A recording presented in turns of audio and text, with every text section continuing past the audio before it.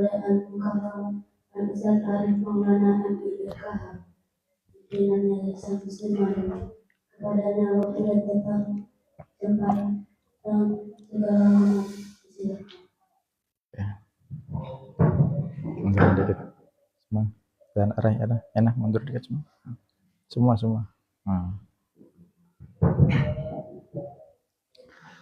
A'udzu billahi minasyaitonir rajim. Bismillahirrahmanirrahim.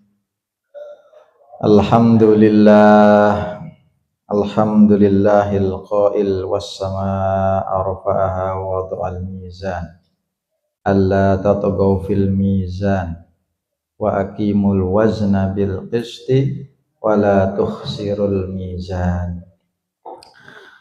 Shadaqallahul azim wa shadaqa rasulun nabiyul karim wa nahnu ala dzalika minasyahidin. Allahumma shalli wa sallim ala sayyidina Muhammadin wa ala alihi wa ashabi ajma'in. Amma ba'du.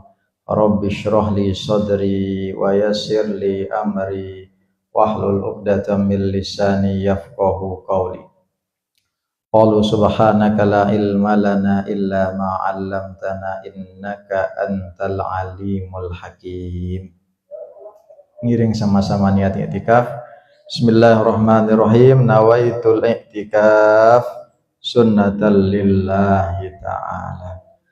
Hadirin hadirat jamaah rahimakumullah, kajian Islam Muslim Madani hafizakumullah. Assalamualaikum warahmatullahi wabarakatuh. Waalaikumsalam warahmatullahi wabarakatuh. Alhamdulillah, kita bersyukur kehadirat Allah Subhanahu wa ta'ala. Semoga rajinnya kita bersyukur menjadi amal ibadah buat kita. Yang kedua, dengan bersyukur bisa menambah pahala kita. Yang ketiga, bisa mendatangkan nikmat-nikmat Allah yang belum kita rasakan untuk segera datang kepada kita.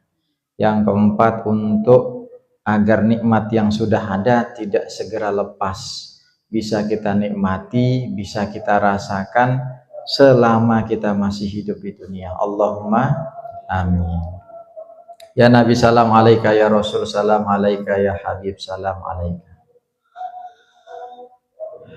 Alhamdulillah, ini kajian seri 284 setelah dua pekan terpisah dan digantikan dengan video. Saya tidak tahu kemarin video itu disimak atau tidak, meskipun kadang isinya cuma 5 menit 7 menit, itu belum tentu disimak karena baru nyetel semenit anaknya nangis, setel semenit nanti dah akhirnya lupa, keganti sama gosip-gosip perceraian artis. Akhirnya nanti dah saya dengar ketika menjelang tidur, lupa mau ngelik itu, lupa, akhirnya terlewat. Kadang 5 menit tidak habis, tapi kalau majelis ilmu setengah jam 40 menit bisa, itu bedanya. Makanya guru kami bilang barokahnya majelis ilmu itu di situ. Kalau di rumah ngandalkan HP 5 menit, cuma 5 menit, nanti bisa sambil masak, tapi tidak akan bisa fokus. Tapi setengah jam 40 menit ya, terus kita duduk merhatikan, mendengar, insya Allah pasti bisa. Itu berkahnya majelis ilmu, Masya Allah. Jadi di 2 kesempatan itu saya berbicara tentang yang kemarin itu kebetulan potongan di Masjid Agung. Masjid Agung kita diminta ngisi itu tentang ceritakan tentang itu ma'iyatullah. Jazakallah khair. Kasih nggih. Allah. Nanti saya komentari masalah air luar biasa.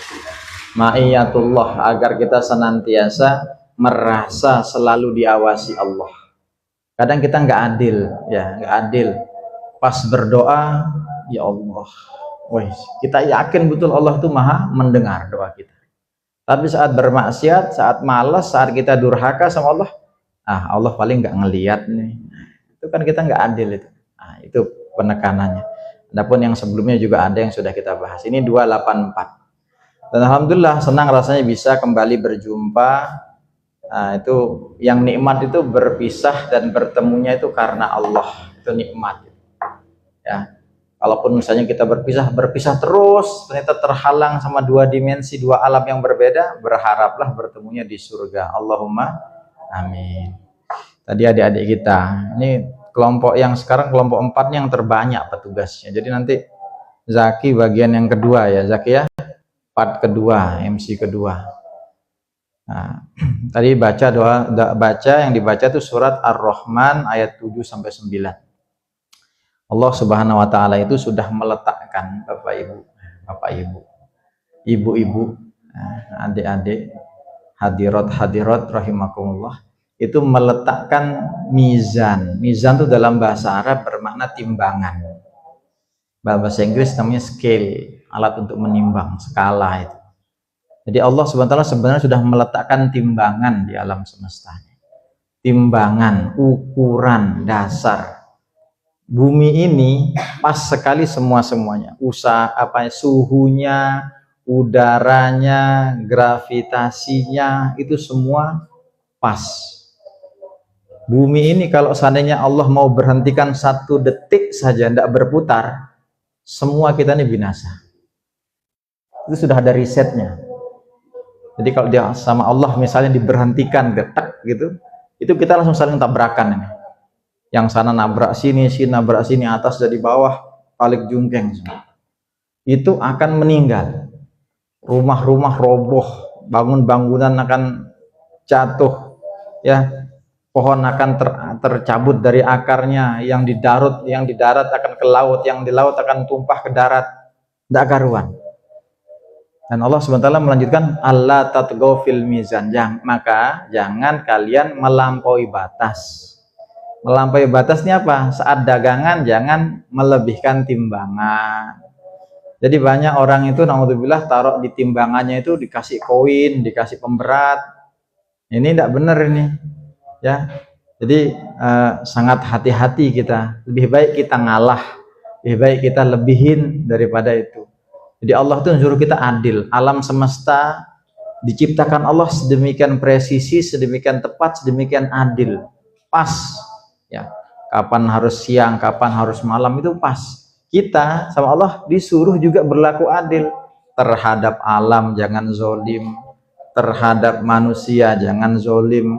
Terhadap pelanggan, pembeli jangan zolim. Terhadap murid jangan zolim. Terhadap guru jangan zolim. Terhadap siapapun jangan zolim. Bahkan kita kalau misalnya dulu masih kita tuh ditakut-takuti ya, takut-takutan itu, tapi ada maksud benernya.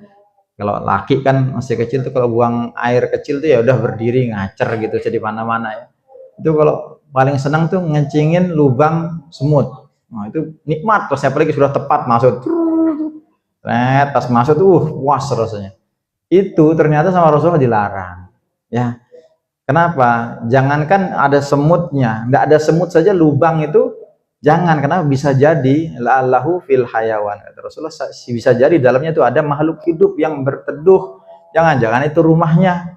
Ya kalau semut, kalau ular yang tiba-tiba kepalanya matok nyatok gitu, kan wassalamualaikum itu. Jadi sebegitu hati-hatinya kita diminta untuk berlaku adil dalam hidup. Usi nafsi wa iyyakum bittaqullah. Jadi terima kasih sudah membacakan Malika sama apa tadi itu? Madara ya. Sama Aiska, ada Aiska sini. Saya hutang nih. Saya baru nyampe Jawa, baru naruh tas. Saya kemarin jadi begini ya. Baru nyampe taruh tas itu 2 kejadian. Yang satu HP saya bunyi, kabar Bude meninggal. Innalillahi wa inna ilaihi raji'un. Yang kedua dari Mama Aiska, Ustadz mau tanya pertanyaan pengajian yang kemarin. Nah, saya bilang nanti pas insya Allah kalau pulang saya jawab. Nah, jadi saya ingat nih ada yang meninggal, ada yang sakit, ya, termasuk jamaah kita ada Pak Radin juga sakit ini. Jadi kita doakan Fatihah untuk yang meninggal dan yang sakit. Yang meninggal agar doa-doa terbaik diterima, ditempatkan dan semuanya itu, dan untuk yang sakit diberi kesabaran dan diangkat penyakitnya dan diberikan keputusan yang terbaik. Al-Fatihah. Bismillah.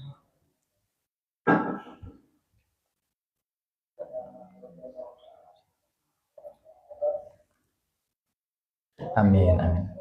Ya. Ya, ini bersyukur dan barokahnya majelis ilmu itu salah satunya lagi terungkap. Kita didoakan, kita nggak hadir diingat, dicari, didoakan kalau sedang berhalangan sakit, kalau meninggal pun akan didoakan dan dikenang. Itu barokahnya majelis ilmu. Coba di diskotik gitu ya, si Fulan mana? Wah mati, oh mati ya? Ikan be, oh ya udah habis itu minum lagi. Cuek, dilupakan mana? Oh ya Al-Fatihah juga Al-Fatihah. Nah, pasti beda suasana. Ya, jadi kalau di majelismu diingat, oh didoakan, dimintai ampunan dan seterusnya. Itulah barokahnya majelis. Baik, pertanyaannya namanya Iska tuh begini. Diingatkan kalau salah. Di pertemuan sebelumnya saya sudah sampaikan, Allah itu ada kalanya ketika mendengar doa hamba itu berlaku dua. Satu, Allah sengaja menunda-nunda untuk menjawab karena Allah itu suka mendengar, ingat ini ya, rintihannya. Oh saya senang. Malaikat tahan dulu, biarin dulu, kurang lebih gitu. Kasihan ya Allah, udah biarin, saya senang. Saya tahu dia tuh sabar tuh malah panen pahala terus. Tapi ada yang kedua, kasih dah, bosan saya dengar dia. Nggak bagus suaranya, nggak khusyuk hatinya, kasih. Ada seperti itu. Nah, soalnya pertanyaannya maknya Iska tuh, sebentar, bestie saya mana ini? Wah itu ya, dari Jakarta, makanya nggak ada live nih. Jadi saya tuh suka mandiri ibu-ibu. Saya bawa kamera sendiri, bawa tripod sendiri, pakai mic sendiri. Bestinya masih di perjalanan. Ya, pertanyaan Maiska tuh begini. Apa atau bagaimana membedakan nih? Kita tahu Allah itu marah nggak sama kita ketika mengabulkan atau menunda doa gitu ya ceritanya ya, kurang lebih gitu ya.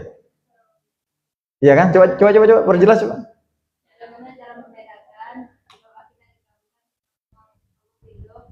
Oke.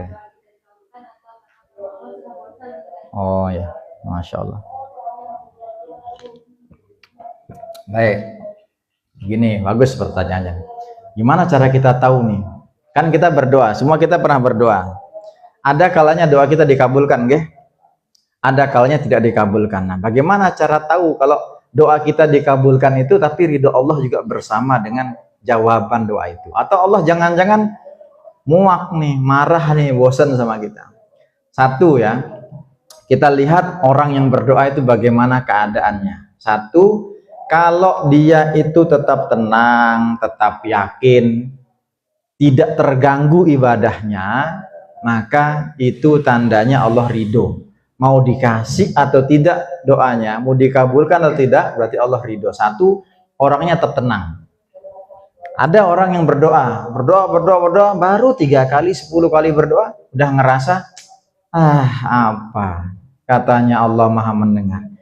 Menyerah dia, putus asa dia, menyalahkan Allah, seuzon, berarti ini sudah nggak sabar, salah. Tapi kalau kita lihat orang udah berdoa, kadang dikabulkan, kadang enggak. Nah kalau dia dikabulkan dia bersyukur, dia tidak dikabulkan dia bersabar, terus tetap, yang penting dia tetap istiqomah, mudah ada berbuat taat. Itu tandanya bisa jadi sangat kuat itu dugaan kita menduga Allah ridho. Pertama, dia tetap istiqomah, dia tetap tenang, dia tetap yakin. Yang kedua, dia senantiasa dikelilingi orang-orang soleh.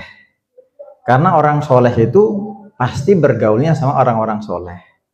Ya, jarang orang soleh itu sendiri, itu jarang. Sendiri artinya introvert ada, tapi menyendiri sekali itu jarang sekali. Kecuali dia nggak punya tetangga, kecuali dia itu di tengah padang pasir, di tengah hutan, di kaki gunung yang jarak rumahnya berjauhan.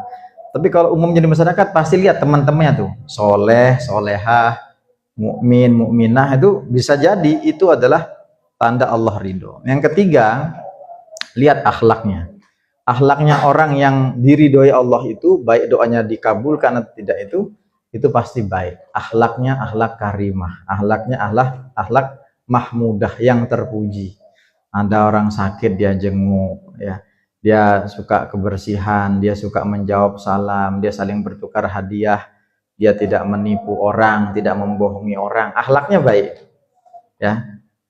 Terus dia yang terakhir itu adalah dia bisa menikmati amal soleh yang dia kerjakan, sehingga dia tuh bisa bertahan. Ini mirip dengan poin yang pertama. Jadi kurang lebih itu Mama. Ya, jadi kita ini harus yakin nih, doa kita itu pasti diijabah Allah dengan caranya Allah. Yang kedua, dengan waktu yang sesuai Allah kehendaki. Waktu itu nggak mesti masalah hidup ya. Bisa jadi waktu diijabah ketika kita meninggal. Bisa jadi waktu kita diijabah itu ketika kita dikubur, dapat nikmat. Ya apa nih Allah, dapat kiriman pahala. Itu doa-doamu yang belum dijawab, kan senang kita.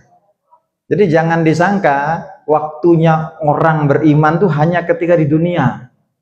Ya, demi Allah ini waktu paling singkat ini setelah dalam alam rahim. Alam rahim itu kisaran 9 bulan 10 hari. Itu singkat, paling singkat. Alam dunia ini singkat juga, tapi lebih panjang sedikit dibandingkan alam rahim.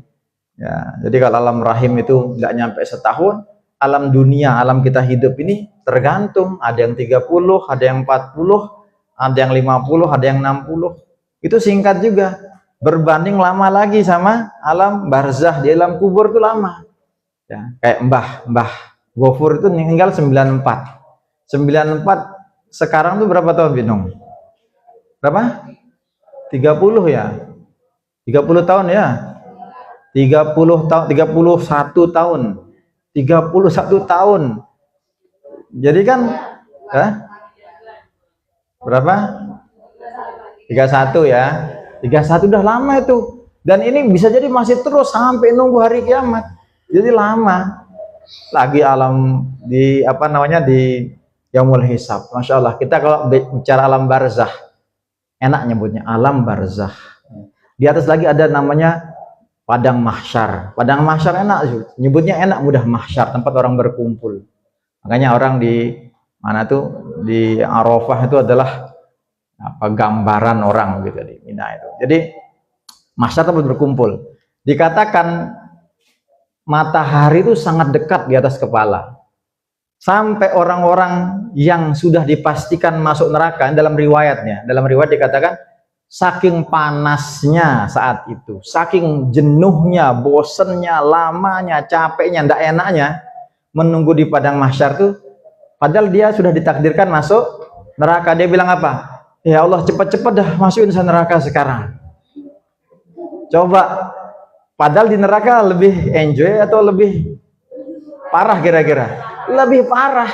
Tapi padang mahsyar itu gambarannya itu udah sumpek, panas. Makanya ada 8 golongan yang la zilla illa zilluh itu. Ada 8 golongan yang akan dinaungi oleh Allah, di mana saat yang lain tidak dinaungi. Ada payung maha besar yang raksasa, yang entah bagaimana bentuknya. Yang jelas kalau sekarang saya ngajarnya di anak-anak kelas 6 ini, woi, kipas itu sebesar tornado fan itu, yang masih beli kipas online yang pencet di chest itu. Siapa yang punya kipas kecil di sini? Semua punya ya? Dara punya kan? Nah, nganggur. Malika punya? Alah. Belum saya absen, empat-empatnya punya. Kadang satu punya 3, warna pink, warna ungu, merek ini. Itu masih panas. Gimana di padang mahsyar? Sempat nggak kita bawa itu? Ya Allah, kemadean kipas golek balen. Gimana kita mau ambil, orang kiamat dah hancur lebur, gunung hancur, apalagi kipas yang harga berapa sih harganya itu? Berapa harganya? Oh 100. Oh 100 Mama, bukan 20. Mama punya yang 20. Anak-anak sekarang nih, kalian tuh gen apa sih? Wih, gen alpha. Tahu nggak? Zamannya Ustadz alpha turunnya yang goib tuh, yang absen. Ini Malika alpha-nya tuh yang goib itu, yang enggak hadir, gen alpha-nya. Nah, sekarang nih mana mau yang biasa-biasa.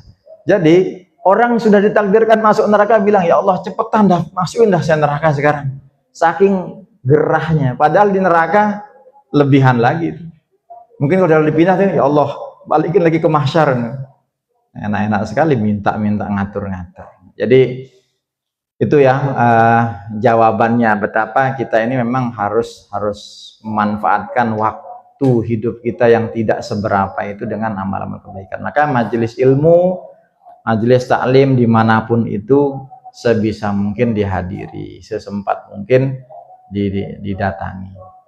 Jadi termasuk kemarin saya sebelum kesini mampir ke Ampel. Ampel itu di mana? Ma Arina. Ampel itu di mana, Ma? Oh, Ma Arina udah pernah ke sana deh. Jadi Ma Arina ini sudah ziarah Wali Songo. Jadi Wali Songo itu siapa? Wali Songo itu gurunya para tuan guru. Wah, jadi orang-orang yang dari Arab, dari Turki, ya dari India, itu dikenal Wali Songo. 9 yang paling besar. Sebenarnya wali itu banyak, tapi yang paling populer ada 9. Yang paling pertama itu namanya Maulana Malik Ibrahim, itu Sunan Gresik. Di Sunan Gresik itu pertama, itu yang paling dikenal. Ya. Itu Maulana Malik Ibrahim. Terus yang kedua itu ya itu namanya Sunan Ampel Raden Rahmat, itu yang di Surabaya. Bapak Ibu yang belum ke sana, coba niat ya. Selain haji umroh gitu ya, itu kan haji umroh mahal jauh gitu. Tapi kalau ke Jawa tuh rasanya, misalnya sudah kedung di Surabaya nih, mampirlah sebentar. Dari pelabuhan tuh deket banget. Nah, cuma 7 menit gitulah. Nggak tahu pas ke Gresik atau pas kemana gitu ya. Di Demak, di Kudus ada, di Bandung ada. Dari Maulana Ibrahim nih, yang pertama itu paling tua, yang kedua Sunan Ampel dan Rahmat itu punya anak namanya Sunan Bonang. Jadi terus itu sampai 9 itu mereka hidup tidak di waktu bersamaan, tapi ada yang sempat ketemu, ada yang sudah terpisah. Saling melanjutkan, itulah penyebar-penyebar Islam di Indonesia, di Nusantara. Itu bagi yang belum pernah ke sana, pertama kali sana pasti bengak, tidak pernah sepi. Malam datang, mending pakai pick up, bis, pakai bis, orang gelar tiker, terus wiridnya panjang-panjang. Saya mau wirid buka mata, masih di samping saya nih wirid loh, kayaknya menang saya ini, menang, masih deh. Insya Allah ya udah, saya sudah cukup, dah gantian, sudah kalah hawa sudah itu. Jadi tapi semakin lama tuh semakin ini, tapi nanti pas sholat ditutup sebentar, buka lagi ya. Jadi sempatkan mampir, kita kirimkan doa gitu, bukan minta sesuatu ya, kita kirimkan doa berterima kasih asbab beliau Islam tersebar. Dulu kerajaan yang ada di Indonesia kan ada kerajaan Hindu ya, ada kerajaan Buddha, kita kenal, ada Majapahit, ada Kutai, itu akhirnya ada Samudra Pasai, ada Sultan Ternate Tidore, ada Demak, itu ya, kerajaan-kerajaan yang memang sangat dipengaruhi oleh Wali Songo, dan mereka menyebarkan Islam dengan budaya, dengan pendekatan yang sangat lewat wayang. Jadi kalau ngeliat gapura itu dari bahasa Arab, gofuroh itu artinya maafan. Jadi orang kalau lewat itu simbol dia sudah dimaafkan oleh Allah. Jadi gapura itu gofuroh, ngapuro gitu, kayak bahasa Jawa, dia jadi bahasa Jawa. Jadi banyak beberapa istilah-istilah dalam Jawa, Indonesia Jawa itu diadopsi dari bahasa Arab. Dan itu hebatnya termasuk Sunan Kalijaga. Itu hebat lagi. Kalau Sunan Kalijaga langsung punya punya jasa langsung ke Lombok. Itu ada namanya Sunan Prapen, muridnya itu nyebarkan ke Lombok pertama, ke mana nih, Bayan nih, mana, di mana sih? Apa namanya pelabuhannya itu? Pelabuhan Care itu di Anyar itu ada pelabuhan besar. Dulu ya pelabuhan kecil. Care itu, ini saya dapat riwayatnya langsung dari Tuan Guru Muhajir. Jadi saya dulu ketika liburan mondok tuh, saya sering banget diajak sama Tuan Guru Muhajir itu ikut. Walaupun ikut safari dakwah tuh ujungnya saya tidur. Ikut makan, ngisi mi'raj maulid, beliau yang ngisi, saya ikut duduk aja pakai pickup coklat itu Bino. Kemana sampai ke daerah yang enggak pernah kita itu sering diundang. Saya sering ikut ke Gili Trawangan ikut. Nah, itu saya dengar saat saya setengah sadar itu. Antara ngantuk, tapi ketika itu udah agak fresh gitu. Beliau cerita, cari itu diambil dari bahasa torik. Torik itu artinya jalan gitu ya. Jadi jalan masuknya Islam ke Lombok itu lewat pelabuhan Carik itu. Orang sini nggak bisa bilang torik, susah kan? Kan torik, susah. Cari. Jadi masuklah Islam situ pertama di Bayan itu. Jadi ada Sunan Prapen, itu ada namanya Kiai, makanya Bayan itu nama kiainya saat itu. Kebetulan Bayan juga dalam bahasa Arab bermakna jelas, terang.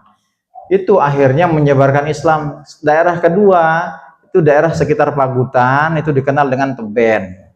Teben itu orang sini nyebutnya Teben, orang aslinya tabi'in. Tabi'in itu artinya pengikut ya. Jadi ada sahabat, ada tabi'in. Belekan Teben. Mau bilang tabi'in itu tidak bisa orang sini. Teben. Jadi pengikutnya, gurunya itu orang dicari di Bayan itu masuk usaha. Itu murid-muridnya tuh pengikutnya tuh di Teben itu. Kurang lebih begitu. Jadi baru nanti ada namanya Tuan Guru Faisal, Tuan Guru Soleh Hambali ya. Ada termasuk Tuan Guru Maulana Syekh, itu udah orang-orang yang generasi yang selanjutnya menyebarkan Islam di di Lombok. Makanya ada buku Islam Sasak itu bagus sekali. Jadi kita kalau ngelihat orang itu jangan ngelihat orang itu adalah sebagai dia yang berdiri sendiri.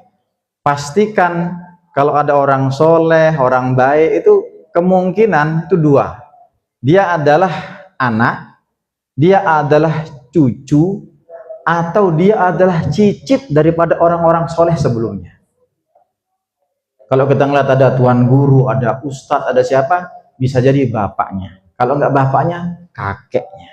Kakek neneknya maksudnya. Kalau sebut kakek berarti sama nenek gitu ya. Kalau nggak bapak, ibunya. Atau atasnya lagi, terus dia adalah generasi orang-orang yang soleh. Generasi orang soleh itu kan nggak terputus, bisa jadi generasi kedua, ketiga, atau yang ketujuh itu masih ada hubungan. Umar bin Khattab itu punya cicit namanya, cicit itu anaknya cucu ya. Itu namanya Umar bin Abdul Aziz. Itu adalah raja yang memimpin 2,5 tahun tapi makmur semua.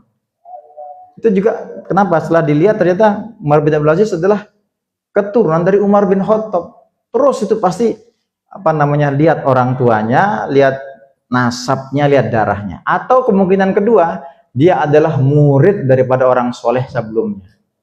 Jadi kita ini harus berterima kasih nih, mumpung hari guru beberapa hari yang lalu. Kita harus pikirkan itu ya, hari guru tuh kadang pikirkan, merenung, bukan hanya hadiah, bukan, tapi kirimkan Fatihah untuk guru-guru kita. Ya, kita ini tidak bisa seperti ini kalau tanpa guru kita. Makanya di pondok itu ada bilang laula murabbi ma'araftu rabbi. Jadi kalau enggak melalui perantara murabbiku, guruku, pendidikku, saya enggak kenal Tuhanku. Jadi guru kita itu pasti berjasa kepada kita, orang tua kita, kakek buyut kita pasti berjasa. Generasi pertama ini, bapak pertama disebut nasab atau zuriyah atau keturunan, dia biologis. Yang kedua ideologis. Ideologis itu murid, anak didik, ya, dan seterusnya. Jadi sempatkan kalau bisa ziarah makam dan seterusnya. Baik, jadi kita ini baru benar-benar mulai babnya. Saya ingin mengutip satu pendapat daripada Imam Ibnu Athaillah Sakandari. Beliau mengatakan rubbama fataha laka babat ta'ah wa ma fataha laka babal qabul. Terkadang Allah Subhanahu wa taala membukakan kepada seseorang itu pintu untuk taat. Tapi pintu permintaannya akan doanya ditutup. Dua hal nih. Yang satu, orang yang berdoa ini sama Allah dibukakan pintu taat. Dia rajin sholat, dia rajin puasa, dia rajin sedekah, padahal dia berdoa. Tapi pintu jawabannya masih ditutup sama Allah. Yang dibukanya pintu taatnya. Jadi jangan disangka taat itu bukan karunia. Taat itu bukan jawaban Allah. Itu bisa jadi nikmat Allah yang lebih besar dari sekedar permintaan kita itu. Kebalikannya, kadang Allah itu membukakan bagi orang itu pintu diijabahnya doa, tapi pintu taatnya dia kurang.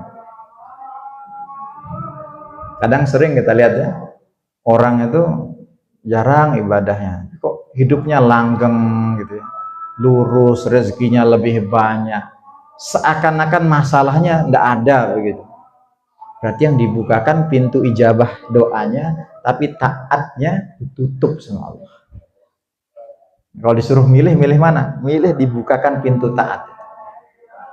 Kalau disuruh milih lagi, maunya dua-duanya. Tapi kan kita nggak bisa ngatur Allah.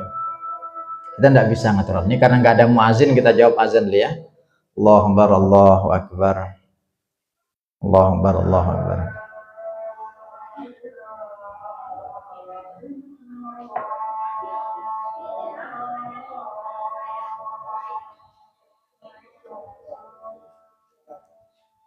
Asyhadu an la ilaha illallah.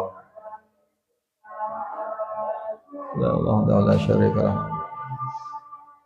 Syai'in qadir. Asyhadu anna Muhammadar Rasulullah.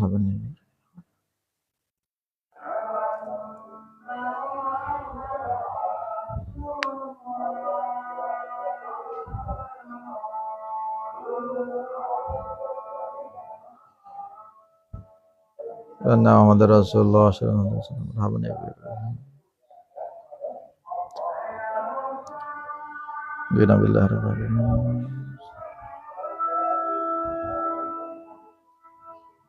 Haula wala quwwata illa billah.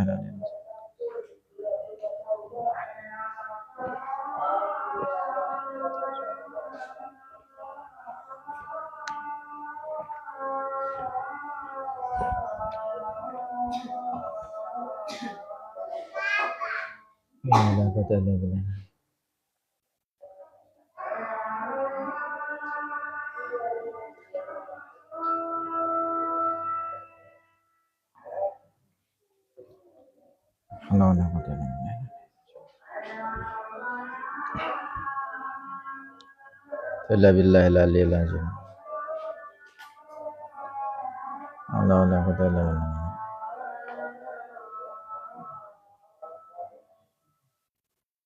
Illa billahil aliyyil azim.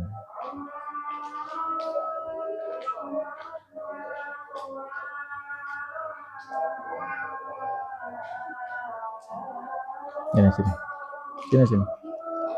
Allah la quwwata illa billah. Billahil aliyyil azim. Allah la quwwata illa billah.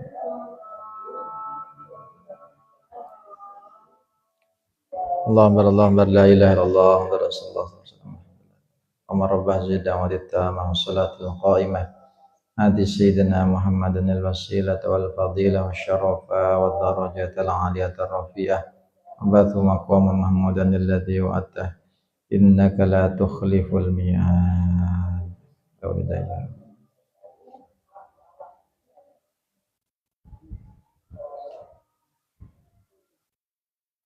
Kama rabbana sallallahu wabarakatuh. Ya, kita lanjut. Di Allah Subhanahu wa taala itu memang tidak bisa kita atur Allah. Suka-suka Allah, maunya Allah. Yang kita minta itu sama Allah itu yang terbaik untuk kita.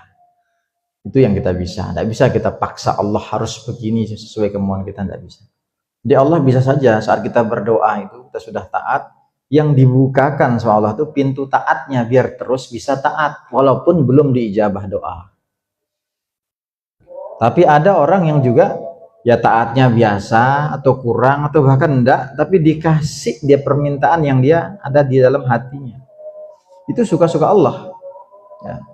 Yang baik itu kan udah kita taat, minta doa dikasih, itu luar biasa. Itu pasti nikmat sekali. Lanjutannya, warubbama qada 'alaika bidzanbi fakana sababan fil wusul.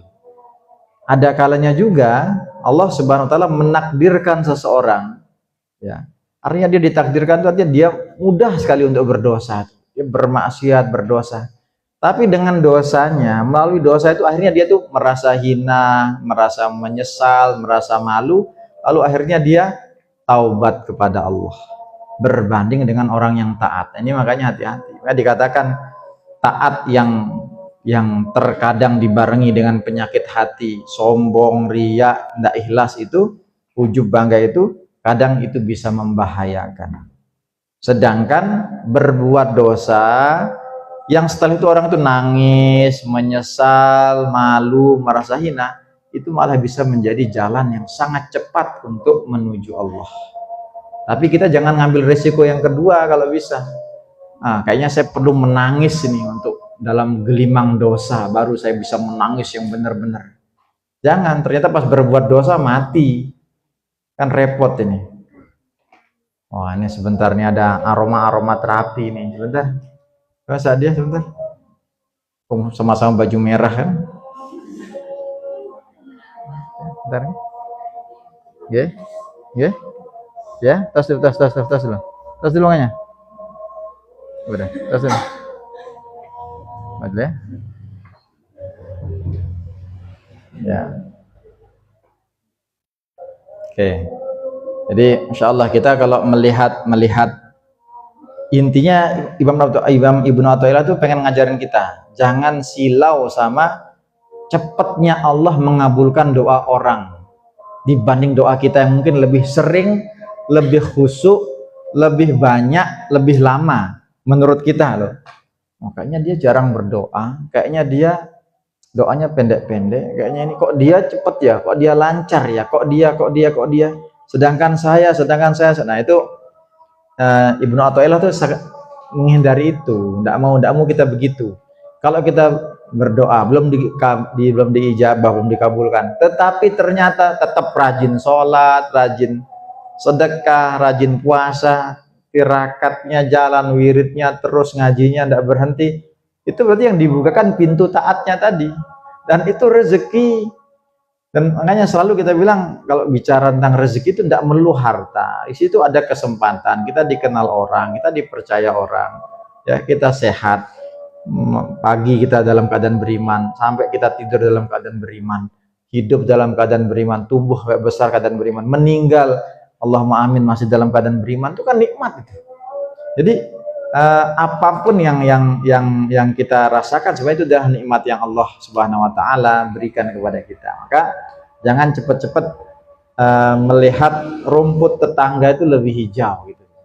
Jadi kalau melihat orang enak dia ya, jarang ini kok malah begitu. Nah, jadi kita sudah mengandalkan amal kita, berarti itu.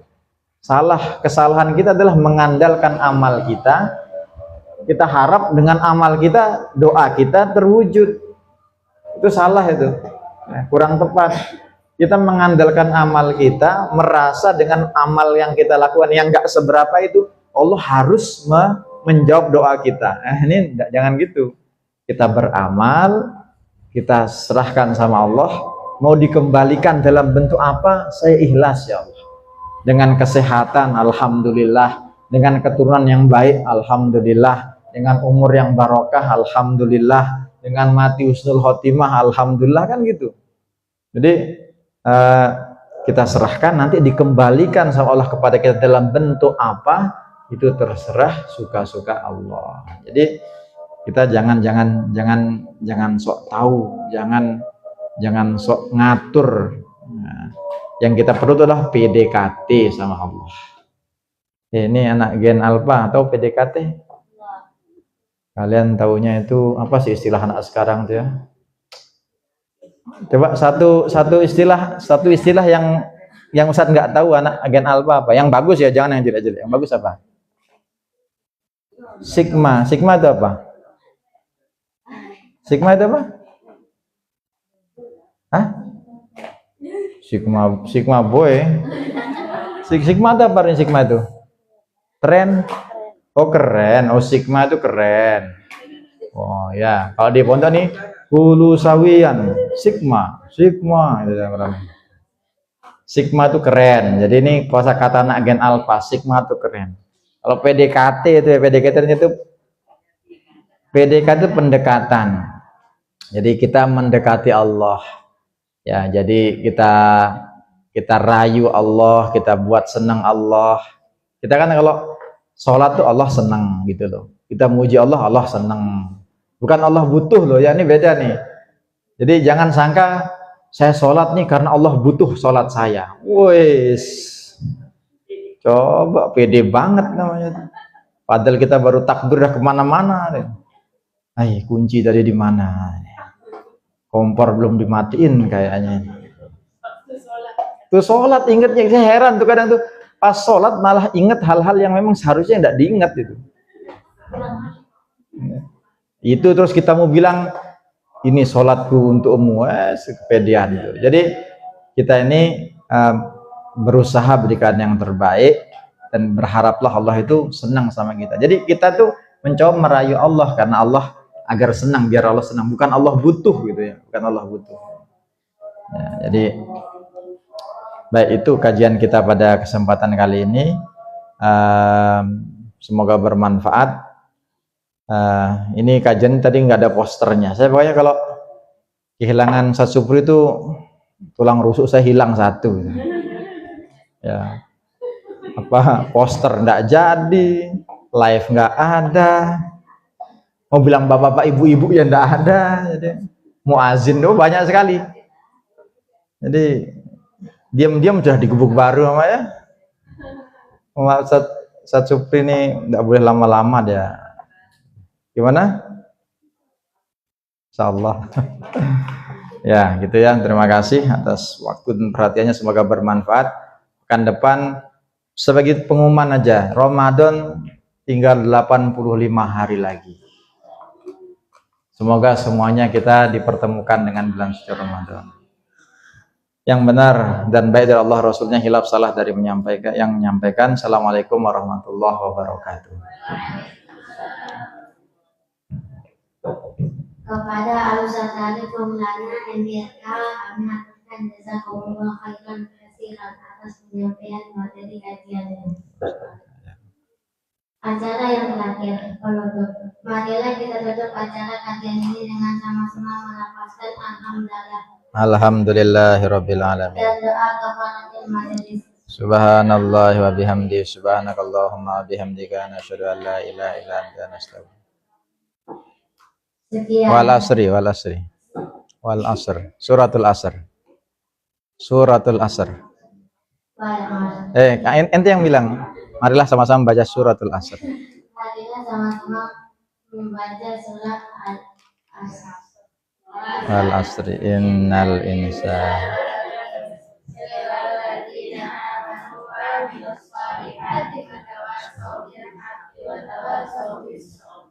Sekian, kurang lebihnya mohon maaf. Sampai jumpa di lain kesempatan. Semoga kita semua senantiasa dalam lindungan Allah Subhanahu wa Ta'ala. Allah Subhanahu wa Ta'ala. Ulangi. Semoga kita semua senantiasa dalam lindungan Allah Subhanahu wa Ta'ala. Subhanahu. Ulang. Ini cucunya Pak Haji Lukman ini.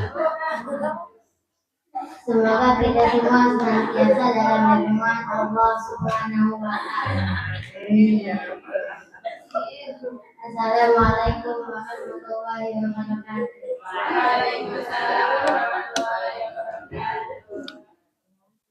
Kita wudhu, langsung kita sholat. Yang ulang? Kasih ya. Alika, adiknya ikut? Ara, kasih ya. Salam ke bapaknya.